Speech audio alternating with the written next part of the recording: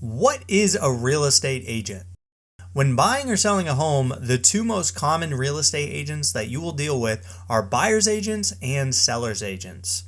If you break down a real estate transaction, there are really two parties, buyers and sellers. Buyers care about their best interest and sellers care about their best interest. So it makes sense why you'd want a different agent representing each party.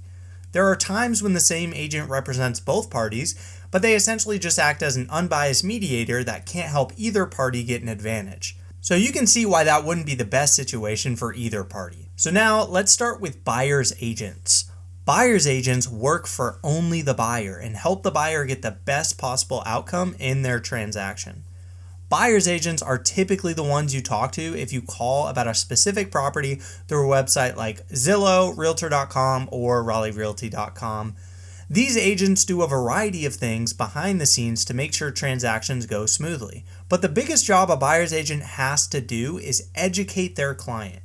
Whether that is on the house they are interested in, potential repairs that could be in the future of that home, costs associated with inspecting a home, what offer to make to be the most competitive and still get the best deal, and so on. Buyer's agents are there to be your professional shoulder to lean on in all decision making. Okay, so how do they get paid? Does the buyer pay them? Typically, and I say typically because this is always negotiable, but typically the seller pays one fee for listing the home. Then the listing agent decides to share that fee with the buyer's agent. Now, the seller is aware of this and agrees to it, but they do this because they would much rather deal with a professional agent that can represent their clients and help the transaction progress smoothly. So with that said, typically the buyers do not pay for their agents, and therefore there's no reason not to use one. Okay, so now let's talk about the seller's agent, or the listing agent. This agent represents the seller and does everything in their power to make sure the seller gets the best possible deal on their home. Sometimes you will run into these agents at open houses, or in the case of new construction, they are the agents that are on site that meet you when you come in to tour model homes. The most common misconception that first-time buyers have when touring these new constructions or going to open houses by themselves is that they believe those agents are working for them also, when in reality, they are there to protect the seller and only the seller. Listing agents have a variety of responsibilities like verifying all listing information to be accurate, finding and sharing all material facts on the home with any potential buyers, working with the sellers to make sure the home is in the best possible listing condition, negotiating on behalf of the seller, handling any disputes or problems that can arise during a transaction, and many, many more.